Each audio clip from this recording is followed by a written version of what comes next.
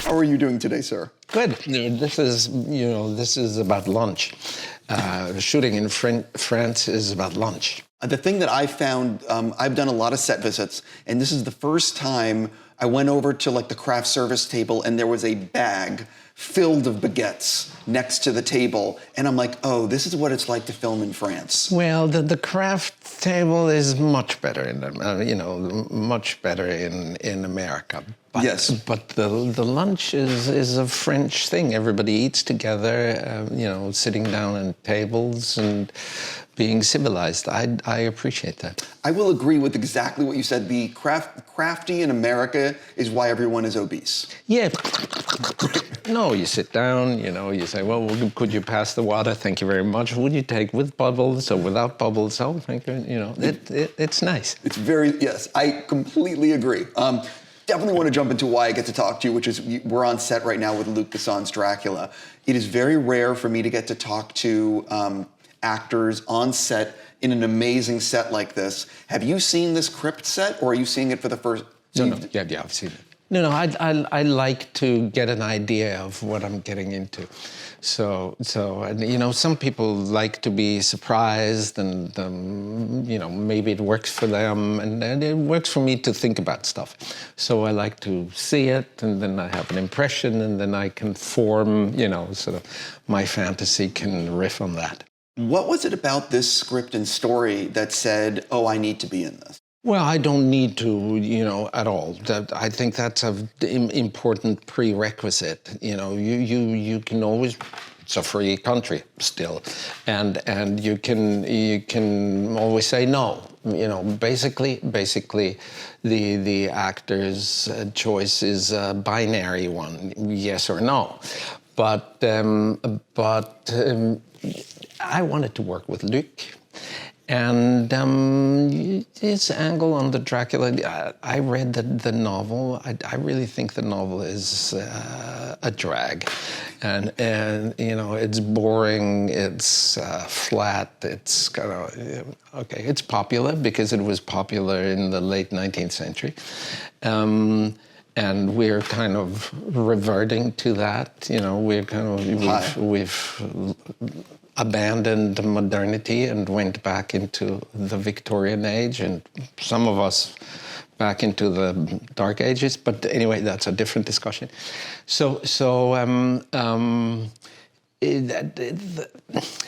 There have been Dracula movies before. It needs to be seen clearly. But I wanted to work with Luc, and Luc's. It's more than an angle, it's more than an approach. Luc's idea of and vision of the story is that Dracula is a love story, so that's wonderful. You're playing the priest in this, and I'm curious, what can you tease? I normally don't ask a question like this, but we're on set and I'm curious, what can you tease about your version of the priest or your character and how he interacts with Dracula? Look, here's the thing that it's a little bit of a diversion, but that's the thing that always puts me in a tight corner, because I don't like to talk about the characters I'm playing. I'm still in the process of merging my ideas and my fantasy with an action that can be filmed. So it's in a way, talking about it is such an exterior perspective that it kind of throws me. I'm not there to have an opinion about something. I'm just an actor. I'm there to do it. So the author needs to report on that. Well, one of the things, I've said this to you off camera and many times, I'm a really big fan of your work. Yeah, and I'm curious, for a project like this, what are you doing actually before stepping on set day one to get yourself in the mindset of the character you want to play and to be able to collaborate with Luc? Well, actually, I try to get into my own mindset a little bit. It needs to be specific. It needs to be precise. It needs to be, thought of. The whole idea of it's very popular to talk about improvisation and feeling the vibe and all that. It's not my cup of tea. I like to know what it is. I like to know what the intentions are. I like to know where it's supposed to go. I adore working mechanics dramatically. I get excited about that. How does one result in the next, and how does the end refer to the beginning? Stuff like that excites me. So, for example, you read the novel, and then you say, well, maybe I shouldn't have read the novel. In the end, it's the script. It needs to work on paper before it can work on film. Well, my thing is, how early before you're stepping on set, are you actually memorizing lines and getting all that stuff ready? And how much do you like to sort of save a little bit for right before you're getting ready to film? I like to know the lines because it's a lot of stress not to know the lines. And if it's only for that, that's enough reasons. But the writer thinks about this stuff. I find it extremely, apart from the fact that I find it disruptive to not know the lines, but I find it fairly disrespectful to the writer, because it's not my job to better the writer or correct the writer or have other ideas. When I say the actor's choice is binary, yes or no, I get the script. If I say yes, the script is the reason why I say yes, and not, maybe I can, as I said, riff on that a little bit and come up with something better. Well, write a script. What's wrong with that? One of the things about this year for you, when I find this so amazing, is you are involved in two iconic book franchise. You know what I mean? You're doing Frankenstein with Del Toro and Dracula with Luc Besson, which is incredible. What is it like to be in both of these? These are iconic works of literature, and you're in it, same year. Same year. To be perfectly frank, and don't give me away, it's a little ridiculous, but it's fun. It wasn't engineered, it wasn't planned, there was no scheme behind it, no strategy. It just happened that way. And I find it amusing. It's really incredible. Yeah. And listen, you've worked with such gifted directors, and what I'm fascinated by is how there's no right way to make a movie. I agree. Everyone works a different way. I agree. And they still come up with masterpieces. So can you sort of talk about what is it about Luc Besson that makes him unique as a filmmaker that you found, as, say, compared to a Del Toro or a Quentin, or name a filmmaker? I always think comparing directors or comparing actors or comparing people, really, is a little unfair. Because, of course, they are all individuals, every single pedestrian, every single actor, every single director. And they have their method and their vibe, if you want, but their specific energy that makes them unique.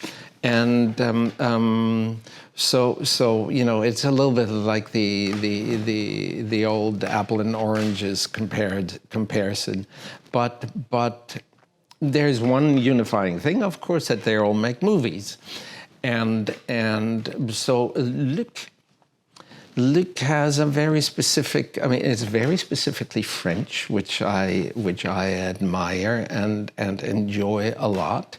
He is not in any way forgive me for calling it such, corrupted by Hollywood mainstream, or he's a commercial filmmaker. He's not an art house,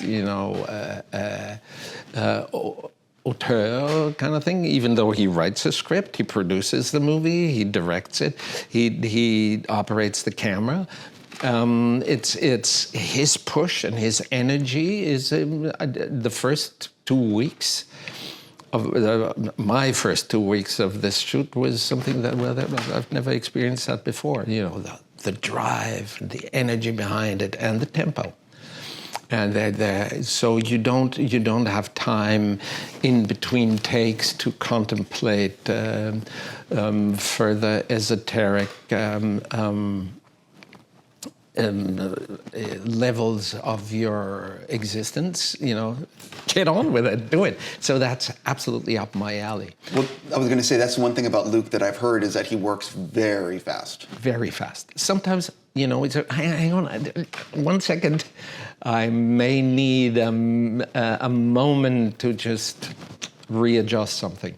Well, you either do it or not, and you have to do it on the spot. But he's not pushing you. He's not driving you. It's just his tempo. And if you want another take, you do another take. If you want a second, you get the second. Until you complain, it's going his way. But he's very open to your complaints. So I'm happy.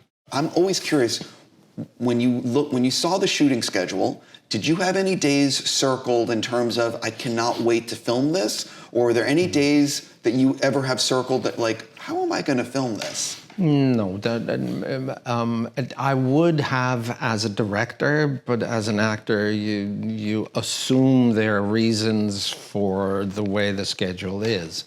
So I don't circle schedules, because they change anyway. I was walking by the set and I saw your chair priest, Vlad, and it was just like 4 little chairs all together right outside. And I love that because it just shows the camaraderie of the cast. Can you sort of talk about what it's been like collaborating with the rest of the cast? Actors immediately fall into this modus operandi because it's a necessity. Of course you can play that you're exclusive and an exception and you withdraw to your trailer, Yeah, you can do that. Sometimes it's necessary. You don't want to hear other people's thoughts and stories. But for short set changes, scene changes, light changes, whatever you have, it's okay. You sit together and I am one of these people who adapt to the necessity, because you could also contradict and oppose. It'll cost you a lot of energy, and it'll throw you more than listening to silly stories from other movies. You learn how to switch off your ears, and it doesn't interfere with what you call camaraderie. I don't think camaraderie is necessary. Collaboration, constructive collaboration is really sufficient. My last thing for you, if you don't mind, what are you actually most looking forward to? And I know this is generic, but we're on set, and but what are you most looking forward to audiences seeing with this film? That not only do I not know, I haven't thought about it either. I can tell you what I am most looking forward to, Please. Apart from the cut and how it all fits together, and I want to hear Danny Elfman's music. Luc was talking about Billie Eilish and how he's been influenced by her and Phineas's music and the mood. So it's interesting. To a degree. On that note, sir, I really want to say thank you for talking with me. Thank you. And I hope it's a fantastic shoot.